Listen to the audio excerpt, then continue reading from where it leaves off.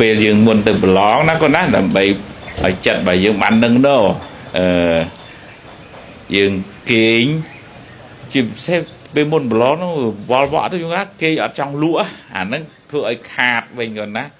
គេងទី1ទី2កូនកុំភ្លេចរឿងដើរផងហាត់ប្រាណនេះនោះកុំឲ្យអង្គុយសំកក់ភ័យអាហ្នឹងធ្វើឲ្យយើងឆាប់ភ្លេចទៅវិញណាគាត់ណា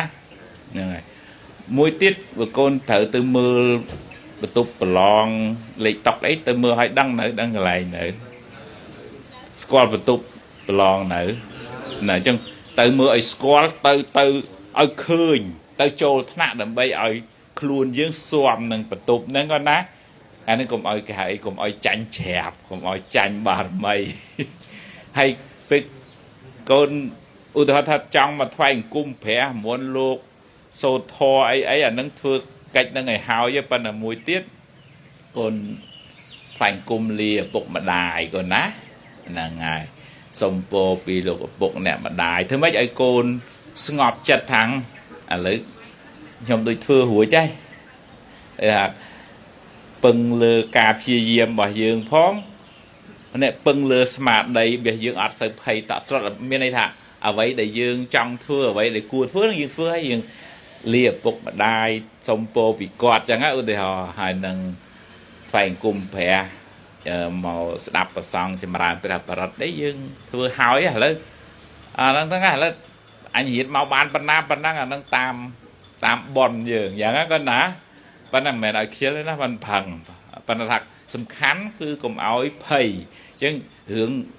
គេងមួយរឿងញ៉ាំនេះពីរធ្វើម៉េចញ៉ាំហើយញ៉ាំទៅពីឲ្យម៉ត់ណាកូនណាហើយនឹងរឿងដើរហាត់ប្រាណនេះធ្វើម៉េចឲ្យឈាមរត់ល្អឲ្យអុកស៊ីហ្សែនចូលខួរក្បាលហើយមួយទៀតមុនចូលប្រឡងកូនរៀនអីគេកូនរំលឹកគុណប្រតនត្រ័យចេះសូត្រអ្នកមោអត់អ្នកមោតាសៈភគវៈតោអរហតោសម្មាសម្ពុទ្ធស្សៈអ្នកមោតាសៈភគវៈតោអរហតោសម្មាសម្ពុទ្ធស្សៈអ្នកមោតាសៈភគវៈតោអរហតោសម្មាសម្ពុទ្ធស្សៈដឹងអ្នកមោនឹងប្រែមកវិញថាម៉េចទេ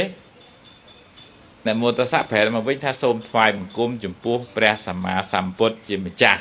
ប៉ុណ្ណឹងក៏បានដែរចាំបានទេប៉ុណ្ណឹងណាហ្នឹងហើយបានកូនរៀនសូត្រពុទ្ធធាំងចេះសូត្រអត់សាមម្ដងទៀតពុទ្ធធាំងសរណង្គាឆាមិធម្មំសរណង្គាឆាមិសង្ឃំសរណង្គាឆាមិ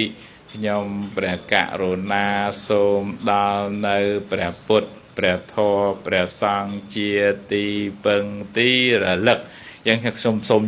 យកពុទ្ធពធប្រសង់មកទុកក្នុងចិត្តសូមយកពុទ្ធពធប្រសង់ជាទីពឹងទីរលឹកកូនអាចអធិដ្ឋានចិត្តបន្ទាប់ទៅ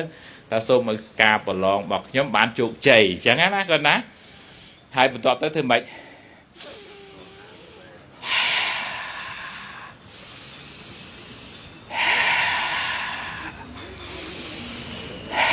ដកដង្ហើមចេញចូលឲ្យបានវែង